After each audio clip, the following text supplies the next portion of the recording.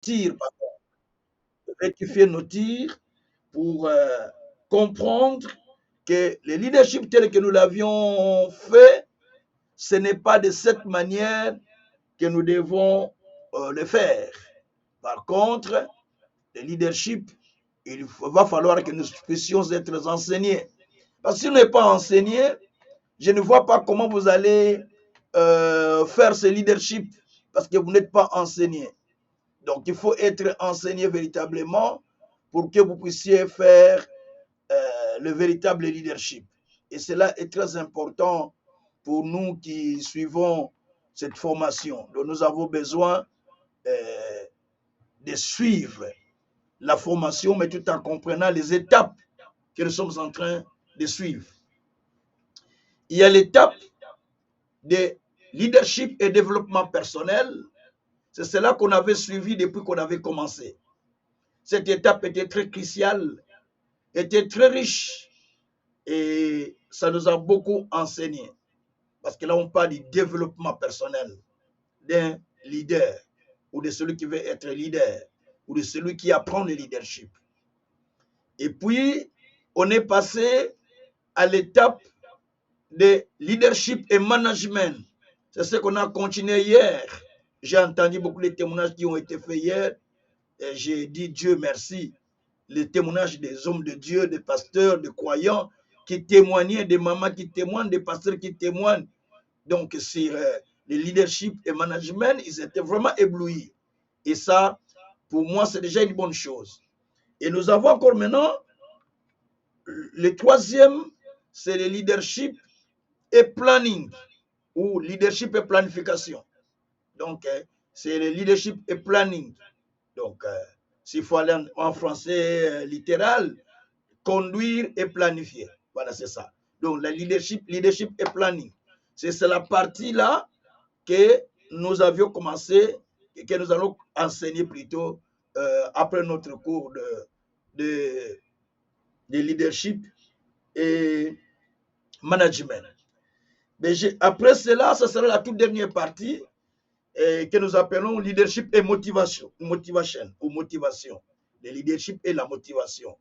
Comment il faut motiver les équipes, comment il faut motiver les gens qui sont autour de vous, comment il faut motiver, ou vous-même vous êtes découragé, comment il faut se motiver, comment les leaders peuvent se motiver, et comment ils peuvent motiver d'autres personnes, comment ils peuvent booster les talents, les potentiels qui sont dans les gens qui sont autour de nous. C'est-à-dire que nous devons savoir que les gens qui sont autour de nous ont des qualités, ont des potentiels, ont des choses peut-être que nous n'avons pas.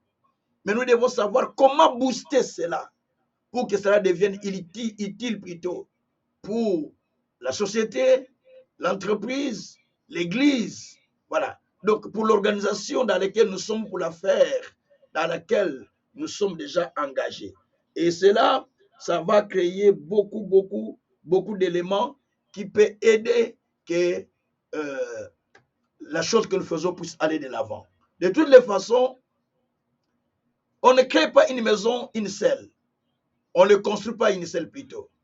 On le construit toujours avec plusieurs artisans.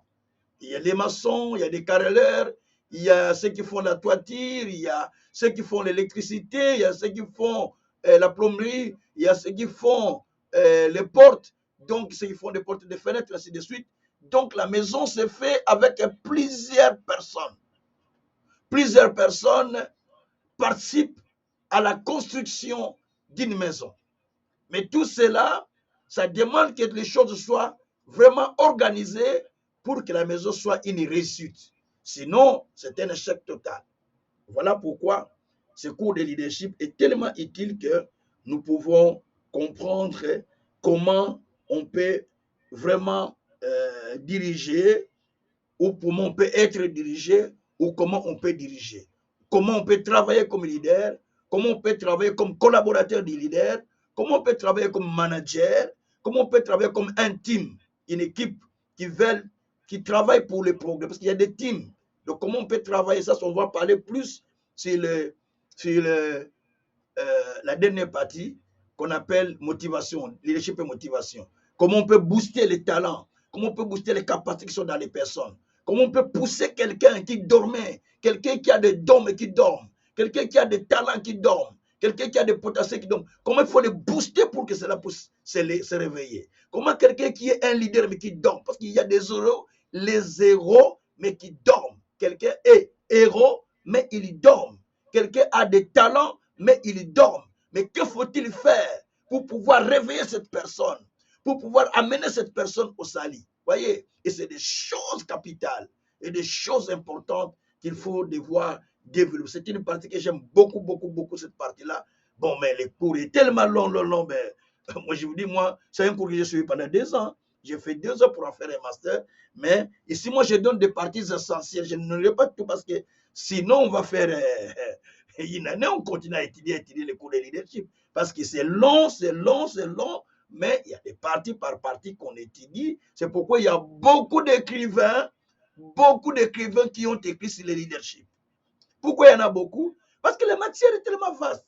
Donc chacun a écrit la partie dans laquelle il est spécialisé. Donc il n'y a personne qui a dépassé l'autre.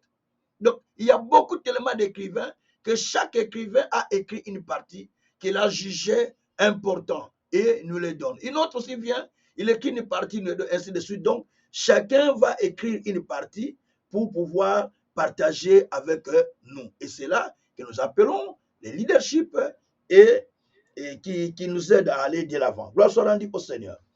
Alors hier, on s'était limité sur leadership et management. C'est cela qu'on avait fait hier.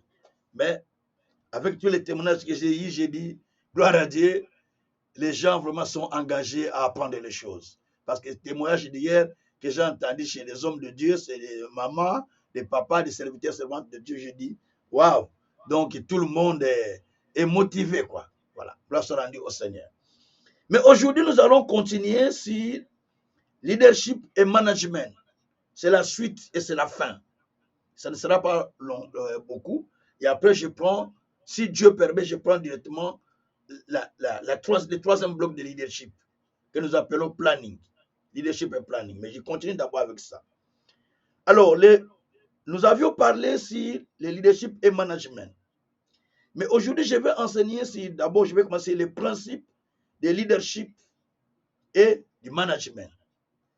Il y a les principes de leadership et de management qui sont appelés aussi les lois de transmission et de l'exécution. Gloire soit rendue au Seigneur. Donc, ils sont appelés loi de transmission et loi de l'exécution. Alors, c'est très important pour nous.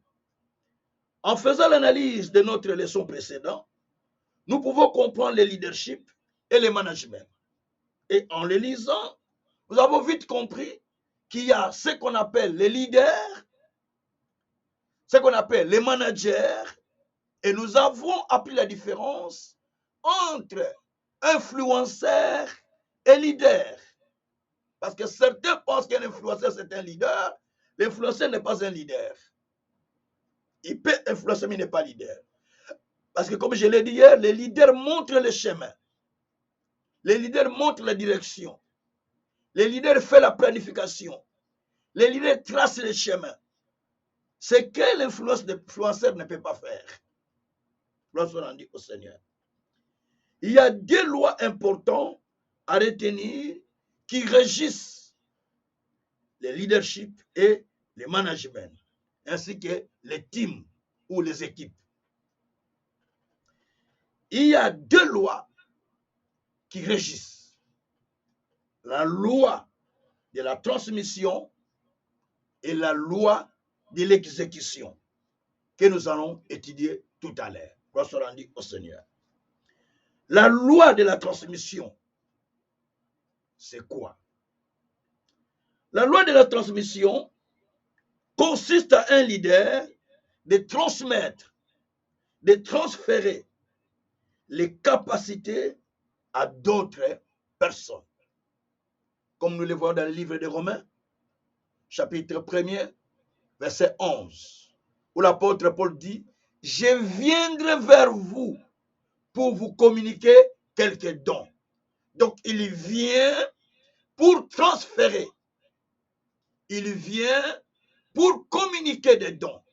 Et cette loi est appelée la loi de la transmission. Gloire soit rendue au Seigneur. Paul dit, je viendrai vers vous pour vous communiquer quelques dons. Donc, là, on voit la transmission de quelque chose.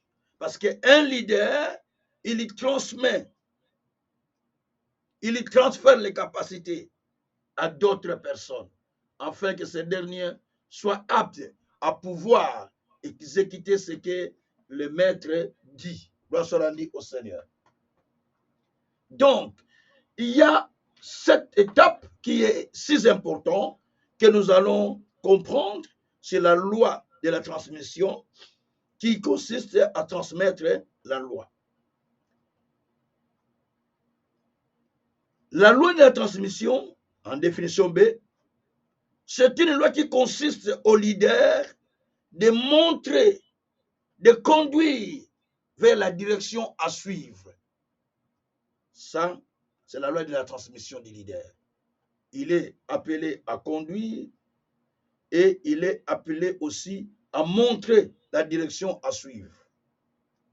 C'est très important. Et en partie C, il doit contrôler et statuer ses collaborateurs.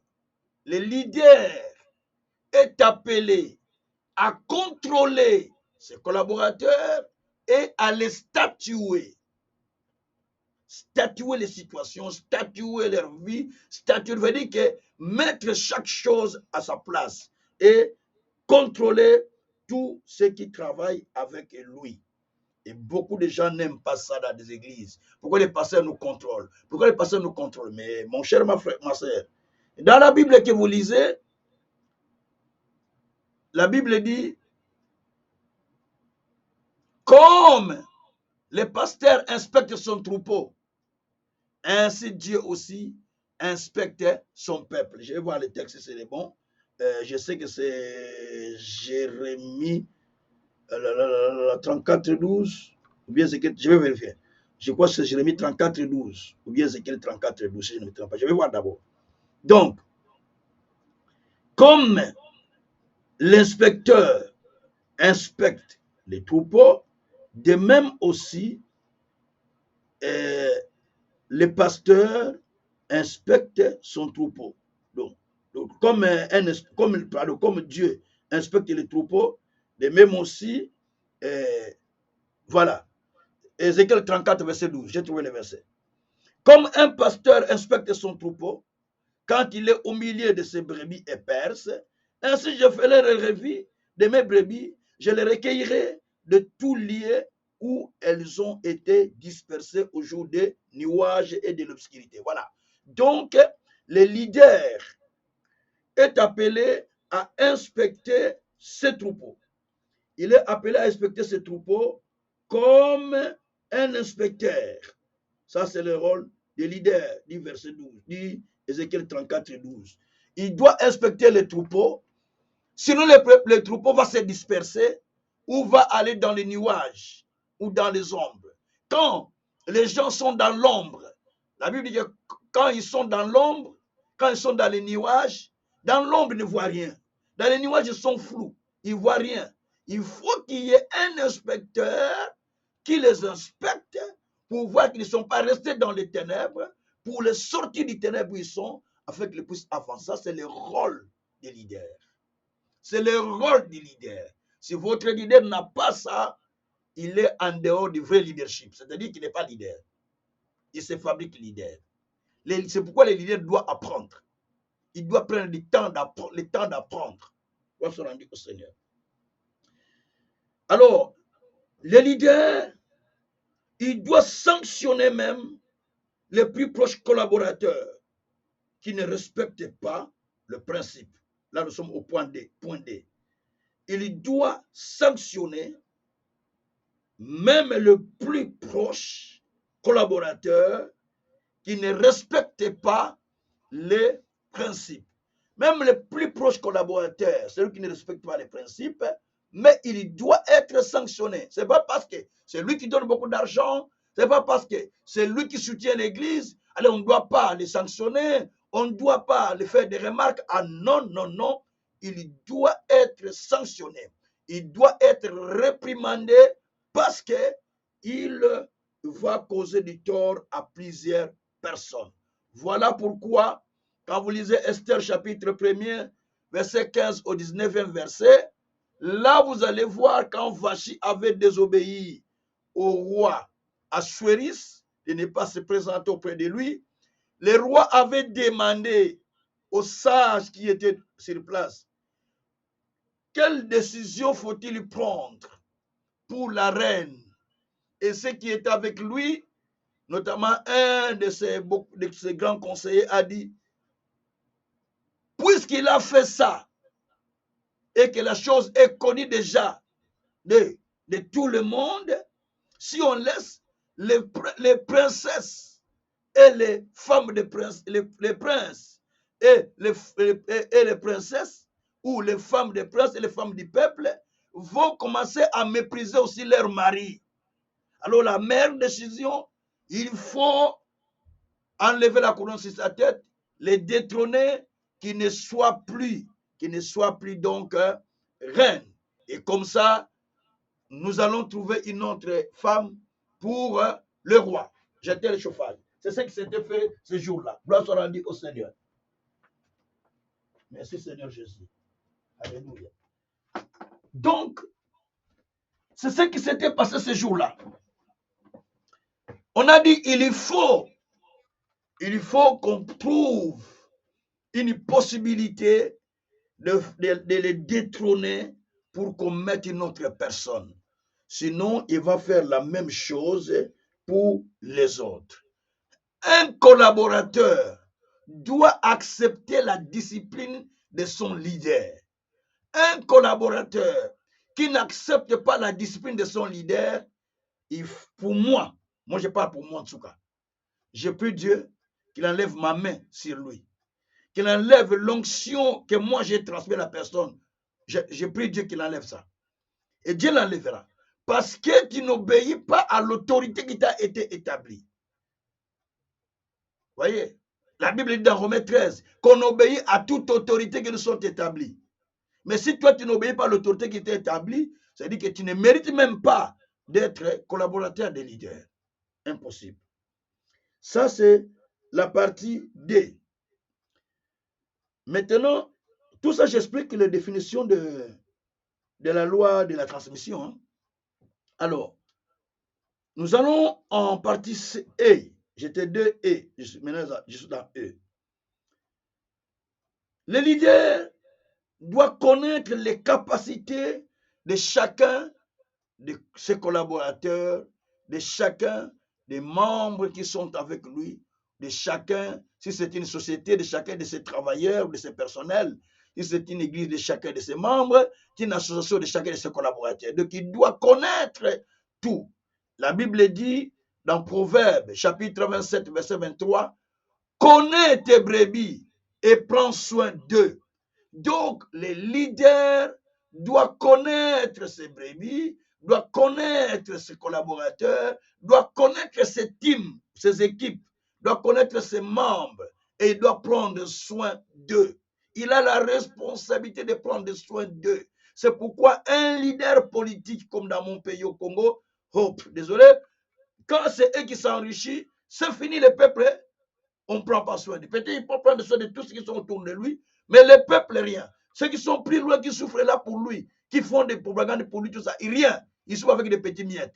Pourquoi? Parce qu'ils n'ont pas cette culture de prendre soin de ceux qui sont autour d'eux. Je dis ce que je vois.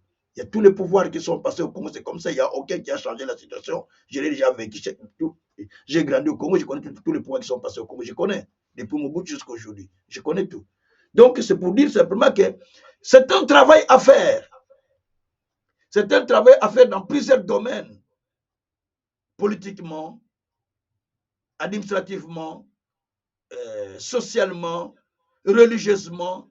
Tous les leaders que nous sommes, nous devons prendre soin de ceux qui sont avec nous. parce qu'ils sont notre force. Ils sont notre base. C'est eux qui font notre publicité. C'est eux qui font notre gloire. Quand le peuple est nombreux, ça fait la gloire du roi, dit la Bible. Alors, nous passons maintenant au deuxième loi qu'on appelle la loi de l'exécution. La loi de l'exécution, c'est une loi que nous trouvons d'ailleurs dans le livre de Matthieu, chapitre 25, versets 14 à 21. Là, nous voyons le Seigneur Jésus qui nous donne les paraboles des talents. Un monsieur qui veut voyager et qui donne des talents à ses serviteurs. Il donne au premier 5 talents, au deuxième 2 talents, et 2 talents, au troisième un seul talent. Mais quand il donne, la Bible dit qu'il donne selon les capacités de chacun. Donc il donnait à chacun selon sa capacité. Il avait bien compris. Il donne à chacun selon sa capacité. Et les personnes, quand ils faisaient, chacun devait gérer, travailler selon le potentiel qu'il avait reçu. Celui qui avait reçu 5 n'avait pas reçu plus que celui qui a reçu 2. Celui qui avait reçu 2 n'avait pas reçu plus que celui qui a reçu 1. Parce que celui qui a reçu 5 avait reçu selon la capacité de multiplier les 5. Celui qui a reçu 2 avait reçu selon la capacité de multiplier les 2. Celui qui a reçu 1 avait reçu selon la capacité de multiplier le 1. Donc, il y a personne qui a reçu plus. Seulement, chacun a reçu selon la capacité de multiplication qui est en lui. On ne peut pas te donner 1000 si tu es incapable de gérer 500. On ne peut pas te donner 500 si tu es incapable de gérer 100 personnes. Mais comment Dieu va te donner déjà 100 personnes? Déjà 20 personnes, tu as des troubles dans la tête. Et quand tu as 50, tu commences à avoir beaucoup de problèmes dans l'église. Mais comment veux-tu avoir 100? Mais quand tu as 100, tu ne sais pas gérer 100. Mais tu pries, Dieu, donne-moi les 500. Non, mais Dieu te donne les 500. Tu ne sais même pas gérer déjà les 100. Et 500, tu vas les gérer comment? Bon, on te donne les 100. Tu dis, Seigneur, j'avais 1000. 1000, est-ce que tu as la capacité de gérer 1000? Dites à Dieu, donne-moi les capacités de gérer beaucoup. De gérer un grand nombre. Donne-moi la sagesse de gérer 1000, de gérer 10 000, de gérer 20 000, de gérer 30 000. Vous ne voyez pas? Quand David est allé tuer Goliath, les femmes ont chanté, non? David a tué 10 000. Et Saül a tué 1000. Pourquoi? Parce qu'ils ont voulu montrer que Saül n'est pas capable de vaincre. Il a la capacité limitée. Mais les petits David, les capacités sont tellement stratégiques qu'il peut aller jusqu'à détrôner ou à faire tomber un géant. Et ça, c'est la sagesse. C'est la capacité de l'exécution qui était dans David. Alors, la loi de l'exécution, c'est quoi? Cette loi, c'est une loi qui consiste à manager, disons, à un manager d'exécuter ce qui lui a été demandé de faire. C'est une loi qui amène les collaborateurs, qui amène les teams ou les équipes à exécuter ce qui a été demandé par les leaders selon l'ordre qu'il avait donné. Pas n'importe comment. Il doit le faire. 1. Consciencieusement. 2. Sérieusement. 3. Correctement. 4. Intégralement selon le modèle demandé. 5. Fidèlement sans murmure. C'est pourquoi 1 Corinthiens 15, verset 58. La Bible nous dit, je lis, de travailler de mieux en mieux pour le Seigneur. Donc, vous devez travailler de mieux en mieux pour le Seigneur. 1 Corinthiens chapitre 15, nous sommes au verset 58. C'est le dernier verset du chapitre 15. Ainsi, mes frères bien-aimés, soyez fermes et inébranlables, travaillant de mieux en mieux à l'œuvre du Seigneur, sachant que votre travail ne sera pas vain dans le Seigneur.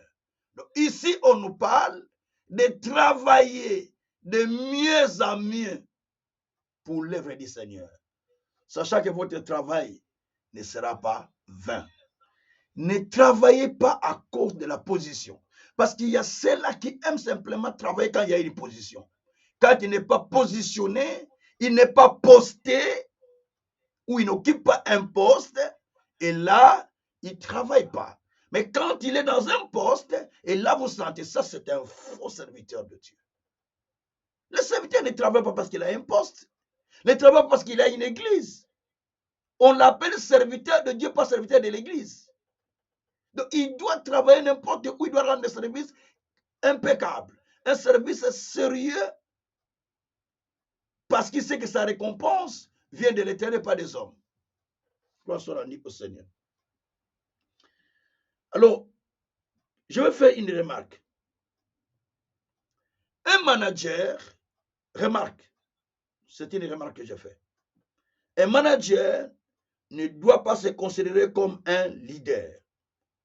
Non, ne doit pas se considérer un leader. Pas comme. Un manager ne doit pas se considérer un leader. Mais il est comme le leader. Suivez-moi bien. Car il fait des choses avec le pouvoir de son leader. Je le répète. C'est une remarque. Un manager ne doit pas se considérer un leader. Donc, il n'est pas un leader. Mais il est comme son leader. Parce qu'il travaille avec le pouvoir de son leader. Ce qui veut dire, il n'est pas leader. Il est administrateur, mais qui travaille avec le pouvoir de son leader.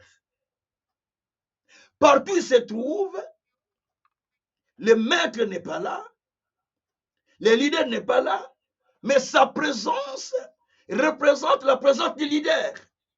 Ces mots, ce sont les mots de son leader. Son langage, c'est le langage de son leader. Ses actes, c'est les actes de son leader. C'est ainsi que ceux qui l'écoutent ou ceux qui le voient, les respectent, qui savent que quand tu vois le leader, quand tu vois notre manager, c'est comme le patron lui-même. Donc, il est respecté. Quand tu vois notre pasteur assistant, quand tu vois notre diacre, quand tu vois notre directeur d'intercession, c'est comme le pasteur lui-même. Parce qu'on voit déjà dans la personne la discipline qu'il puise auprès de son maître. C'est pourquoi 1 Corinthiens 4, verset 1. Au reste, frères, nous sommes administrateurs de diverses grâces de Dieu. Ce qu'on demande aux ces administrateurs, qu'ils soient fidèles. Donc, au reste, nous sommes administrateurs. Je vais lire le texte. Nous sommes tous administrateurs, 1 Corinthiens 4. Nous sommes administrateurs d'ailleurs, 1 Corinthiens 4, verset 1. Donc, on nous regarde comme des serviteurs du Christ, comme des dispensateurs des mystères de Dieu. Ça, c'est Louis II. Mais d'autres versions disent, Darby, Louis II représente dit, nous sommes, on nous regarde comme des serviteurs du Christ et administrateurs de diverses grâces de Dieu. Nous sommes des administrateurs. Verset 2 dit, ce qu'on demande aux administrateurs, ce qu'on demande aux dispensateurs, c'est que chacun soit trouvé fidèle jusqu'au verset 2. Donc, on demande à nous qui sommes administrateurs d'être fidèles. C'est-à-dire, vous êtes administrateurs. Vous n'êtes pas n'importe qui, mais vous êtes administrateur. Et ce qu'on demande à l'administrateur, c'est qu'il soit trouvé fidèle. Est-ce que vous êtes fidèle? Est-ce que vous êtes fidèle avec Dieu? C'est ça la question. Parce que ce qu'on demande à l'administrateur, c'est qu'il soit trouvé fidèle. Est-ce que vous êtes fidèle à Dieu? C'est la question qu'il faut se poser. Donc, un administrateur doit être fidèle. Un administrateur qui n'est pas fidèle, il ne peut pas jouir de beaucoup de bénédictions venant de la part de Dieu parce qu'il n'est pas fidèle à son maître. Comment il sera fidèle à Dieu? Si tu n'es pas fidèle au pasteur qui t'a établi, si tu n'es pas fidèle à ton leader, si tu n'es pas fidèle à ton patron, comment peux-tu bénéficier d'autres grâces? Parce que le patron, tu n'es même pas fidèle à lui. Ou ton pasteur, tu n'es pas fidèle à lui. Tu n'es pas loyal, en fait. Tu n'as pas la loyauté. Alors, comment tu peux prétendre que Dieu puisse te bénir? Parce que tu n'as même pas la loyauté. Dieu soit loué. Ça, c'était la loi de la transmission. Nous passons à la loi qu'on appelle, nous étions dans la loi de la transmission. Attendez, j'étais dans la loi de la transmission et j'ai passé dans la loi de l'exécution. J'étais dans la loi de l'exécution. Maintenant, je passe aux troisième loi, la loi du résultat. La loi du résultat consiste à voir et à examiner les résultats obtenus dans votre affaire. Nous sommes toujours dans Matthieu 25, verset 14 à 21. Quand le maître est venu, qui avait distribué les talents à chacun, chacun devait rendre compte du talent qu'il avait. Parce que les maîtres examinaient pour voir quels sont les résultats que chacun avait donnés. Celui qui avait donné, qui avait eu 5 talents, il en avait multiplié pour en donner 5 autres. Celui qui avait reçu 2, il en avait multiplié pour en donner 2. Celui qui en avait reçu 1, il dit, ah, moi je vais garder ça. Parce que je ne sais pas les multiplier, je l'enterre par terre. Parce que le maître pourra se fâcher si je le perds. Et le maître, quand il est venu, il a pris les 2 premiers à qui il a dit, vous êtes fidèles et bons serviteurs. Vous étiez fidèles en peu de choses, je vous confie de grandes choses. Entrez dans le repos de votre maître ou dans la joie de votre maître. Et celui qui n'a pas multiplié, on lui dit, méchant et serviteur infidèle. Parce que tu n'as pas multiplié ce qu'on t'a donné. Maintenant, on va me retirer ce que tu devais avoir. Voilà pourquoi beaucoup de personnes, même ce qui devait être, a été déjà retiré. Parce que tu n'as pas été fidèle. Tu n'as pas été capable de multiplier. Alors Dieu dit, même ce que tu voulais avoir là, on a déjà retiré. Tu continues à travailler, mais déjà retiré depuis longtemps. On a retiré. Parce que tu n'es pas fidèle à ton maître, tu n'es pas capable à ton maître, à s'attacher à ton maître. Alors qu'est-ce qu'on fait? On te retire même ce que tu devais avoir. Et ça montre que nous devons faire très attention.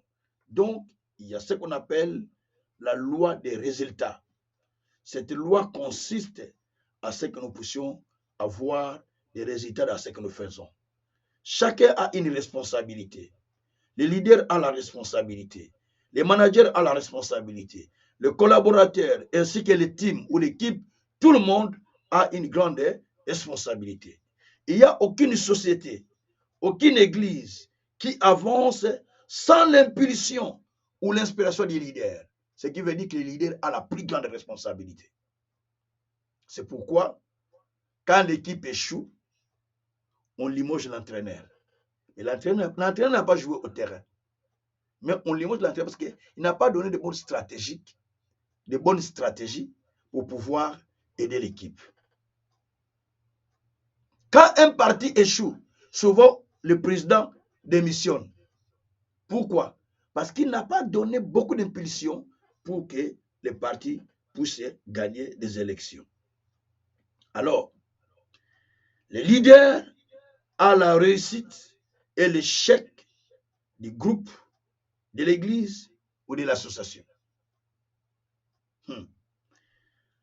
S'il n'est pas motivé pour les exploits, la société, l'église, l'association, ou même il reste au même endroit. Vous ne pouvez pas avoir des résultats désirés s'il n'y a pas de planification.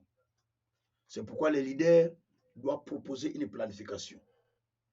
La plupart des échecs viennent parce qu'il n'a pas une bonne planification.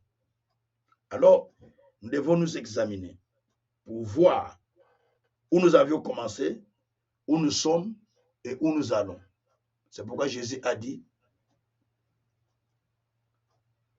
je sais d'où je viens. Jean 14, je pense. Je vais vérifier. Jean 8, 14. Je sais d'où je viens. Et d'où je vais. Donc, il dit, je sais d'où je viens et je sais où je vais.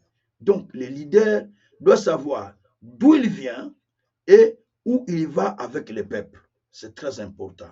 Il doit savoir où il vient et où il va aller avec le peuple. Il ne suffit pas de dire simplement, je suis leader, je suis leader, je suis leader. Non, le leader doit savoir d'où nous étions, où nous sommes et où nous allons. Jean 8, verset 14. Jésus a dit, quoique je rende témoignage de moi-même, mon témoignage est vrai, car je sais d'où je suis venu et où je vais. Mais vous, vous ne savez d'où je viens et ni où je vais. Souvent, les collaborateurs ne savent pas où les leaders les amènent, où le leader vient. Ils voient seulement le leader qui paraît comme ça. Vous ne savez d'où il vient et où il va. Il y a quelque part où il est venu, il y a quelque part où il doit partir. Donc, il faut connaître maintenant ton leader, d'où il vient, d'où il va, qu'est-ce qu'il a en lui et qu'est-ce qu'il doit donner encore de spécial. Et quand vous connaissez ces choses, vous allez voir que vous allez avoir de bons résultats parce que le leader est celui qui sait là où il vient et là où il va. Comme ça, il peut facilement motiver d'autres personnes qui sont démotivées. Gloire soit rendue au Seigneur. Donc, le leader a besoin de motiver ceux qui sont autour de lui, de motiver ceux qui l'entourent. Il peut avoir aussi des difficultés par des managers ou par des collaborateurs. Mais ça ne peut pas décourager les leaders. Il doit toujours trouver d'autres stratégies, d'autres moyens de s'en sortir pour aller plus loin. Parce qu'ils ne vont pas accepter tous les plans qu'il va proposer de toutes les façons. Ils ne vont pas tout accepter. Il y a des plans qu'ils acceptent, il y a des plans qu'ils ne vont pas accepter. Ils vont travailler avec Mirimir, mais sans accepter. Et ça peut créer des frustrations au sein d'une société, au sein d'une église. Mais les leaders, ils doivent chercher comment maintenant vaincre ça. Il ne doit pas chercher des compromis. Le leader ne fait pas de compromis. Il ne doit pas faire des compromis. Mais il doit chercher par contre comment contourner cette situation, comment vaincre ces défis. Il doit trouver toutes les stratégies et la sagesse qu'il faut pour vaincre les défis afin d'aller de l'avant. Par moment, le leader met les collaborateurs en épreuve. Il dit, bon, je vous laisse faire pour voir comment je vais. Il les laisse, il voit qu'il n'y a pas de bons, il dit, vous n'avez pas de bons résultats, je récupère moi-même la responsabilité. Pas, il monte, il fait monter la chose, il fait monter la chose, et même ils disent, ah, quand lui il a repris, les choses sont montées. Mais quand nous, les choses ne montent pas, comment? Mais parce que vous n'avez pas de stratégie. Les leaders ont toujours des stratégies de faire monter la chose. Donc ça, c'est ce qui se passe très, très, très souvent. C'est pourquoi nous devons examiner pour voir quels sont les résultats attendus que nous avons besoin. Nous allons partir dans Luc chapitre 12, versets 42 à 48. Il est question de quelqu'un qui construisait. Un constructeur qui voulait construire une maison, mais qui planifie d'abord avant de construire. Ça, c'est très bien. Qui construit qui planifie avant de construire. Ça, c'est très bien. Luc 12, verset 42. La Bible dit, le Seigneur dit, quel est donc plutôt l'économe fidèle et prudent que le maître établira sur ces gens pour leur donner la nourriture au temps convenable. Quel est cet homme que le maître va établir sur ces gens pour leur donner de la nourriture? On parle de l'économe fidèle et prudent. Un manager doit être prudent. Un chef d'équipe dans l'église doit être prudent. Un chef d'équipe dans son travail doit être prudent. De même, un leader aussi doit être prudent et prudent. Et un manager non seulement prudence, mais fidèle aussi à ce qu'il lui est demandé de faire. La loyauté, la fidélité, c'est très important. Si je dis la loyauté, c'est pas la loyauté, mais la fidélité, c'est beaucoup plus que la loyauté même, je dirais. La fidélité à ce qu'on a demandé de faire. Faire la chose fidèlement telle qu'il a été demandé. Parce que Dieu demande la fidélité. Si vous êtes fidèle en petites choses, on va vous confier des grandes choses. Et ça, c'est très important. Dieu soit loué. Donc, si vous voulez aussi construire une maison, vous allez vous asseoir pour calculer les dépenses, pour examiner si vous allez finir la maison ou pas. Sinon, ça reste inachevé. Donc, vous devez examiner. Vous devez examiner si vous allez partir jusqu'au bout ou pas. Beaucoup de personnes n'ont pas le caractère de bons économes. Parce qu'un bon économe doit être confiant, digne de confiance. Donc, on a confiance à cet économe. Il doit comprendre profondément son rôle. Qu'est-ce qu'il doit faire? Et c'est très important. Sinon, il ne va pas aller plus loin. Il a la responsabilité de représenter son leader, en fait, pour travailler fidèlement. Je vais lire un verset de Josué, chapitre 11, verset 15. On va voir comment Josué avait travaillé avec Moïse. Josué, chapitre 11. Josué, chapitre 11, verset 15. Josué, chapitre 11, verset 15. Josué, chapitre 11. Et nous allons partir au verset 15. Voilà. Josué, chapitre 11. Et nous allons au verset 15.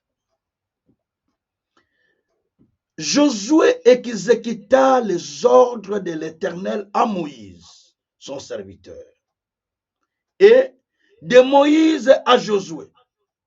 Il ne négligea rien de tout ce que l'Éternel avait ordonné à Moïse. Verset 16. C'est ainsi que Josué s'empara de tout ce pays et de la montagne de tous les midis, de tous les pays de Goshen, de la vallée, de la plaine et de la montagne d'Israël et de ses vallées. Écoutez, on nous dit, ce texte est très fabuleux, on dit que Josué exécuta les ordres. Josué chapitre 11, verset 15. Josué exécuta les ordres de l'Éternel à Moïse. Il exécuta les ordres que Dieu a donnés à Moïse. Il n'a pas fini par là. Et la Bible dit, il exécuta les ordres de l'Éternel à Moïse, son serviteur. Et les ordres de Moïse à Josué. Donc, il a exécuté les ordres que Dieu a donnés à son leader et les ordres que le leader lui avait donnés. La Bible, donc, il a exécuté des ordres. Les ordres de Dieu à Moïse et les ordres que Moïse lui avait donnés. La Bible dit, il les a exécutés, il ne négligea rien de tout ce qui était, de tout ce que l'Éternel avait ordonné à Moïse. Aujourd'hui, vous avez des serviteurs qui travaillent avec vous. Vous êtes leader. Dieu vous a donné une mission. Vous allez remarquer simplement les collaborateurs là qui sont avec vous, ou des pasteurs qui sont avec vous, que vous avez encadrés, vous avez formés, ou des diacres, que sais-je encore, des chefs de musique, et ainsi de suite. Donc, ils préfèrent faire ce qu'ils pensent connaître, qu'ils ont appris ailleurs, au lieu d'exécuter les ordres que Dieu t'a donné, toi, leader, et les ordres que toi, tu as donné à ces collaborateurs. C'est déjà la rébellion sans le savoir. C'est pourquoi il y a beaucoup de frères, beaucoup de sœurs dans des églises, ils vivent la rébellion. C'est pourquoi ils ne peuvent pas arriver dans leurs lieux élevés. Parce qu'ils sont dans la rébellion. Pour arriver dans les lieux élevés, il faut exécuter les ordres contenant chez ton patron. Tu crois que c'était facile pour Joseph d'arriver là? On parle de Joseph qui est arrivé aux lieux élevés. Comment est-il arrivé? Et parce qu'il exécutait les ordres qu'on donnait par Moïse et par Potiphar. Il a exécuté tous les ordres qu'on lui donnait. Même en prison, il exécutait les ordres. C'est ainsi qu'il est allé à cette position-là. Donc, si toi, tu n'es pas capable de faire ça, comment veux-tu que Dieu t'amène là-bas? Dieu ne peut élever que ceux qui sont humbles. Dieu ne peut élever que ceux qui sont fidèles. Dieu ne peut élever que ceux qui s'humilient. Dieu ne l'élève pas comme ça. Les gens sont pressés d'être élevés. Est-ce que toi, tu es prêt de t'humilier pour être élevé? Est-ce que tu es prêt de payer le prix pour être élevé? Est-ce que tu es capable de payer le prix pour être élevé? Est-ce que tu connais le principe même de l'élévation? Tu crois que parce qu'on t'a péché, prier pour ton élévation, c'est ça ce qui amène l'élévation? Oh! Ce n'est pas ce qui amène l'élévation, mon frère, ma soeur. Pourquoi tu es en train de te berner comme ça? Ce n'est pas ça ce qui amène l'élévation. Il y a un travail à faire. Il y a des processus, il y a des principes. Il y a des principes à respecter. Moi qui te parle, je conduisais mon père spirituel comme son chauffeur. J'ai transporté sa mallette à l'époque. Il y a plus de 30 ans de cela. Plus de 30 ans. Hein? Vous imaginez un peu ça? J'étais toujours derrière lui. J'allais pour repasser ses vêtements. Mais il y avait des serviteurs qui travaillaient chez lui. Il avait des lavandiers, il avait des cuisiniers, tout ça. Mais j'allais travailler chez lui aussi. Parce que j'avais ces enseignements que j'avais suivis. Qu'il faut aller, il faut s'humilier. C'est comme ça que Dieu va t'élever. Je ne lui ai pas demandé de m'élever. Lui-même, Dieu lui parlait. Lui-même, Dieu lui parlait. Que Dieu me dit, tu deviendras poussé, tu deviendras grand. Dieu va commencer à t'élever. C'est ainsi que Dieu a commencé à m'utiliser pour ça avec des miracles, des guérisons, des résurrections, des guérisons, ainsi de suite. Quand on m'envoie d'aller bâtir une église, je fais vers une année, 6 mois, l'église a 300 membres. On va bâtir l'église là-bas, quelques 6 mois, 7 mois, 8 mois, l'église a 150 membres. Ainsi de suite. Parce que j'acceptais le principe de l'humiliation, de l'humilité, pardon. Le principe de l'humilité. Bien aimé, il ne faut pas se glorifier pour rien. Il ne faut pas s'élever pour rien. Josué avait accepté. C'est pourquoi même Dieu avait demandé à Moïse de poser ses mains sur Josué pour qu'il reçoive ce qu'il avait. On peut t'imposer la main, tu ne reçois rien. Parce que tu n'es pas humble. Tu n'acceptes pas ce que le maître t'enseigne. Tu cherches ailleurs.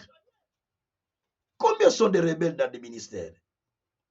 Vous allez voir que les gens pensent qu'être bons, mais ils sont des rebelles sans le savoir. Poissons en nous au Seigneur. Bien-aimé,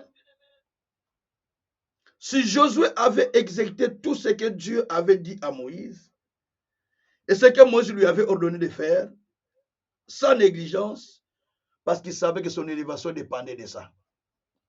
Sans cela, il ne pouvait pas le faire. Il n'y a qu'à l'église du réveil,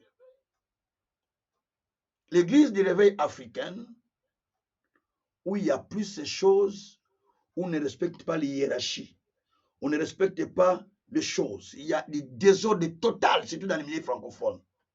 Je parle bien de l'église de réveil africaine francophone. Beaucoup de désordres. J'ai dit beaucoup. Je suis pasteur francophone. Je voyage beaucoup dans les pays francophones. J'enseigne beaucoup dans les pays francophones. Mais il y a beaucoup de désordres dans les églises de réveil francophones. Quand même, vous voyez la grande église, mais si on vous dit des désordres qu'il y a dedans, vous allez vous étonner. Des fois, les pasteurs sont fatigués de certains serviteurs, mais ce n'est pas les chasser de l'église. Il est fatigué de certains serviteurs, mais ce n'est pas les chasser. Il dit, bon, qu'ils soient seulement là, que Dieu les change. Tellement qu'il y a des désordres. Ils sont devenus même des freins pour le progrès des fois de l'église. Quand c'est Dieu qui a béni les pasteurs, c'est eux qui critiquent. Mais quand il a reçu la vision, toi tu étais là. Quand il avait reçu la vision, toi tu étais là. Quand il a commencé à travailler dans la vision, toi tu étais là. Quand il a commencé à appliquer les principes, toi tu l'appliques. Toi-même, tu ne payes même pas la dîme. Les pasteurs payent sa dîme ailleurs. Et toi, tu payes à qui? Tu vois? Mais comment tu veux aller de l'avant? Tu te crées des problèmes toi-même. Il n'y a que dans la communauté francophone, les églises francophones, vraiment, surtout africaine, vous allez voir qu'il y a beaucoup de mal, beaucoup d'erreurs, beaucoup de dégâts, beaucoup de choses qui se passent, n'en parlons même pas. C'est pourquoi les gens sont devenus comme des proies. On les manipule comme des proies. On les papillonne, on les tourbillonne. Parce qu'ils ne sont pas stables. Parce qu'ils ne connaissent pas les principes de leadership, les principes de management. Ils ne connaissent pas les principes de s'asseoir dans le Seigneur. Ils ont pressé d'aller plus de l'avant. Ils sont pressés de voir des œuvres, mais sans s'asseoir dans le Seigneur. Mais Jésus a dit, Paul a dit, comme vous avez reçu le Seigneur, marchez en lui. Soyez fondés et enracinés en lui. Colossiens 2, versets 6 à 7. Quelle personne ne fasse de vous sa proie. Sa proie, c'est la philosophie, c'est les rudiments, c'est la philosophie de ce monde, c'est les choses qui ne sont pas fondées sur le Christ. Donc, on peut vous balloter parce que vous n'êtes pas assidus. Vous n'êtes pas fondé dans la parole. Vous n'êtes pas fondé, vous n'avez pas une bonne fondation. Et on vous emporte. Parce que votre fondation, c'est la prospérité. Il faut que je sois béni. Il faut que je sois béni. Mais est-ce que tu es fondé? Alors, on va t'amener chez les magiciens. On va t'amener chez les occultistes. On va t'amener chez les gens qui sont déjà égarés.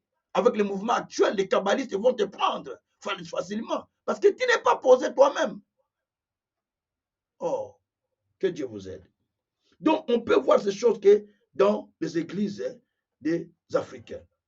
Certaines mêmes personnes, certains responsables, quand on les responsabilise, il ne faut même pas de rapport à leur leader.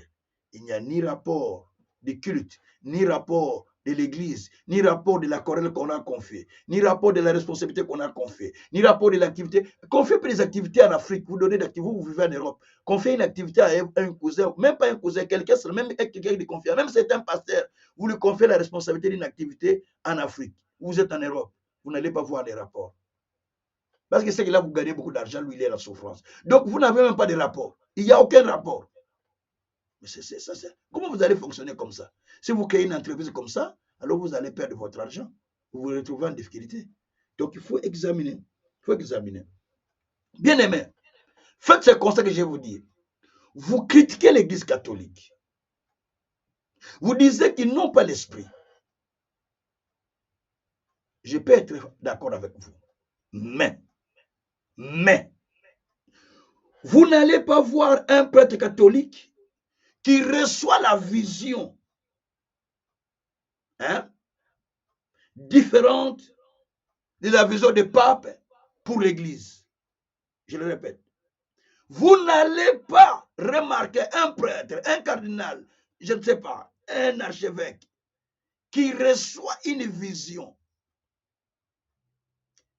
de l'Église catholique différente de celle que le pape a. Il n'y a pas. La vision du pape est ce qui fait fonctionner toute leur communauté. Tu vas me dire tout ce que tu veux. Tu vas me dire ce sont des occultistes. C'est ton problème à toi. Mais moi, je te dis, en tant qu'un théologien, en tant qu'un enseignant de la parole de Dieu, je te l'explique. Donc, c'est-à-dire que vous ne verrez pas ça. Parce qu'il y a l'ordre. Les choses sont organisées. Il y a des églises où vous voyez, tout est organisé comme ça. Vous allez dans la chapelle des vainqueurs. Vous allez voir ça. J'ai été avec eux, hein, à Kinshasa avant de démarrer l'église. J'ai beaucoup travaillé avec eux. Avant de commencer cette église qu'ils ont aujourd'hui à Kinshasa. J'étais parmi les gens qui ont soutenu ce ministère-là à Kinshasa. Beaucoup. Donc, vous allez voir l'organisation qu'ils ont. Ça commence à partir de Lagos. Ce n'est pas aujourd'hui, hein, les années 90, 92, que j'ai commencé à suivre ce ministère.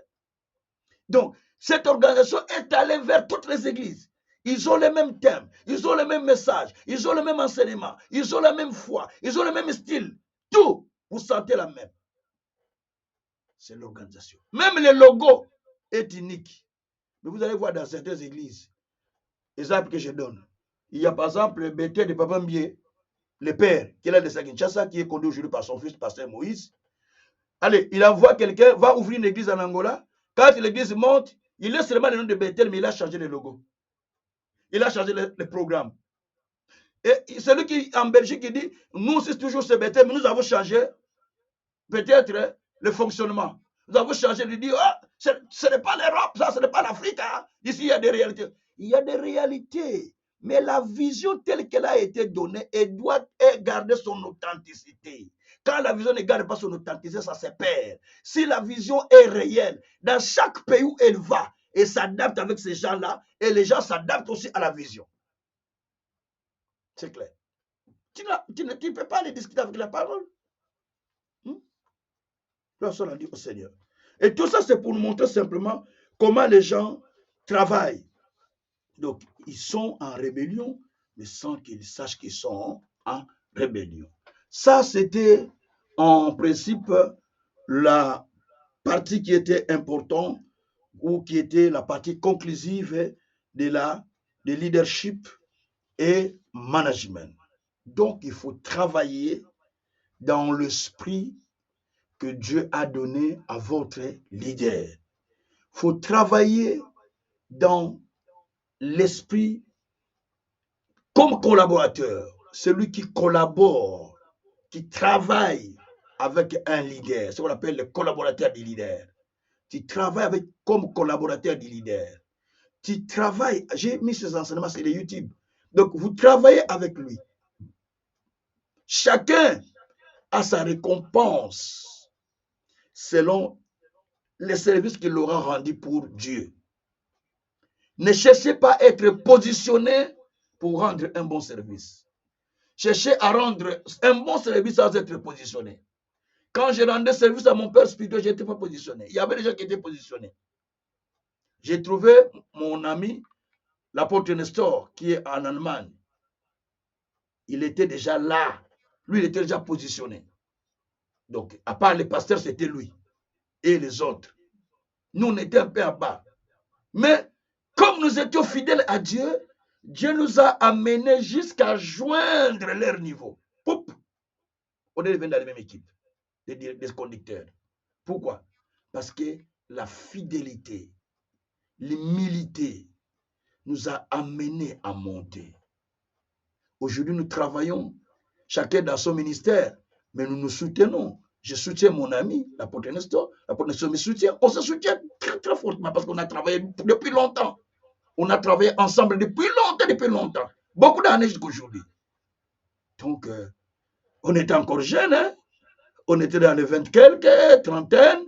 On a aujourd'hui les 60 quelques, donc on a beaucoup travaillé ensemble. Donc, il faut vous dire simplement que il faut comprendre comment travailler pour le ministère. Garde ta place de manager. Garde ta place de collaborateur.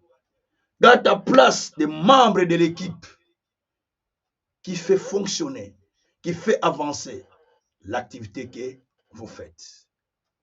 Et ça, cela est appelé le leadership et management. Que Dieu bénisse cette première partie que nous venons d'enseigner. Donc, nous avons fini notre cours de leadership et management aujourd'hui. Alors, le cours de la planification, je ne sais pas si je dois commencer ça maintenant, j'aurai 40 minutes. Bon, je peux donner. Donc, je vais commencer directement. Une minute.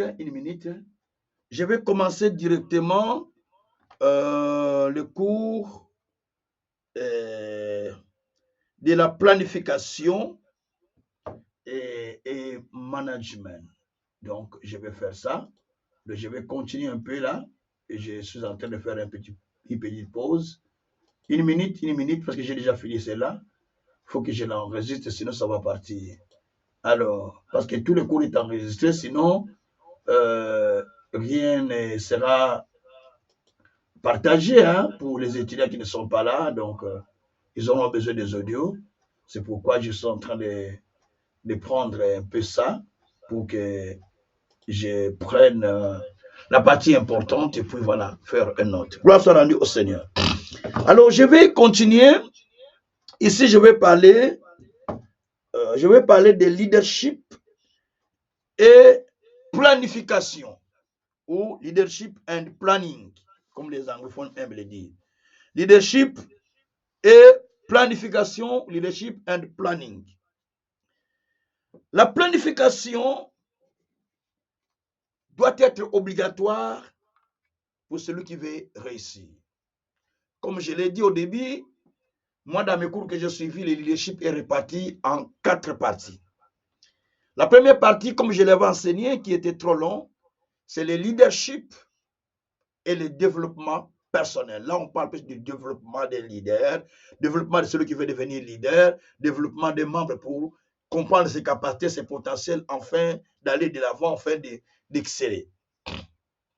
La deuxième partie, nous avons parlé de leadership et planning, non, et plutôt et management. Leadership et management.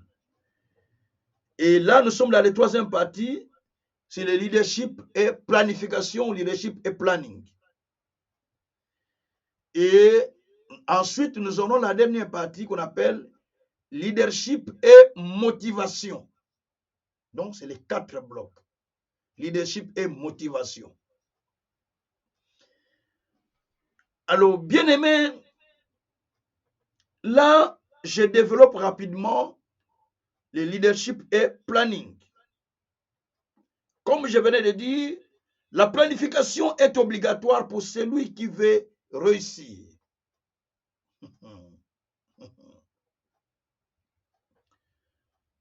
C'est quoi le leadership et planning? Le leadership, nous savons déjà, c'est l'art d'influencer, comme on le dit. Moi, je dis, ce n'est pas vraiment ça. Parce que les influences, mais ils ne sont pas les leaders. Les leaders, c'est l'art de transmettre. Tu transmets à quelqu'un quelque chose. C'est l'art aussi de montrer le voie à d'autres personnes. C'est l'art d'embarquer les gens dans ta carrosse pour les amener vers une destinée. C'est l'art de guider les gens pour leur montrer le chemin afin d'atteindre l'objectif. C'est l'art de diriger les gens pour les faire arriver. Pas diriger, mais les conduire les gens pour les faire arriver. Parce que les leaders conduisent. Et il fait arriver les gens à leur bon port. Psaume, chapitre 107, verset 29 et 30. La Bible dit que l'Éternel Dieu a conduit son peuple jusqu'au port désiré. Donc les leaders conduisent les gens pour atteindre leur port désiré. Les leaders conduisent les gens pour les amener dans leurs lieux élevés. C'est ça le leadership. Il donne la vision. Il dirige les gens pour les amener dans cette direction-là. Il les amène dans la direction. Attention, tu peux diriger sans être leader. Oui. Tu es choisi par élection comme président, mais tu n'es pas leader, mais tu diriges les gens, mais tu n'es pas leader. Tu peux être choisi bourgmestre de ta commune, mais tu n'es pas leader, mais tu diriges la commune, mais tu n'es pas leur leader. Tu manages, tu es manager, tu es en train de manager. Tous les présidents ne sont pas les leaders. Je le répète, tous les présidents ne sont pas des leaders. Certains sont managers. J'ai aimé Angela Merkel. Elle a dit une phrase qui m'a touché. Elle a dit, un leader ne regarde pas les erreurs de celui qui l'a précédé. Mais un leader, il vient avec la vision nouvelle pour redresser ce qui a été fait par celui qui a précédé. Ça, j'ai dit, gloire à Dieu. C'est ça le leadership. Il vient avec une autre matière.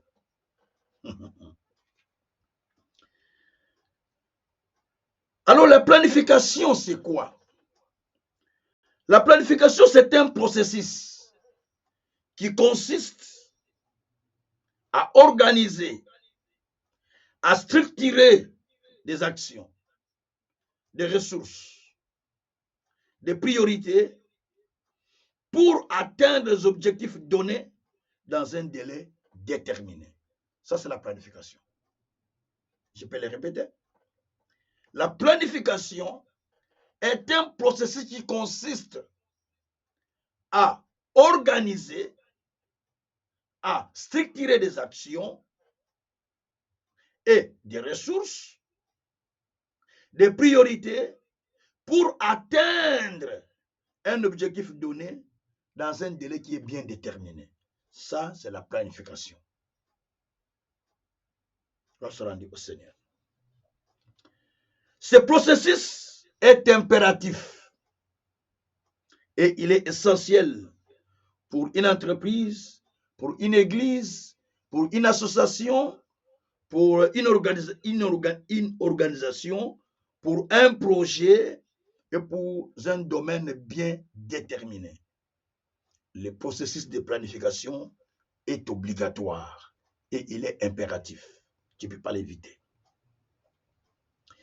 Il y a des étapes qu'il faut suivre pour une planification réussie. Sans planification, ce que vous faites, c'est déjà mauvais. Papa David Oyepo dit, si vous faites la prière sans planification, vous jouez avec les diables dans la forêt.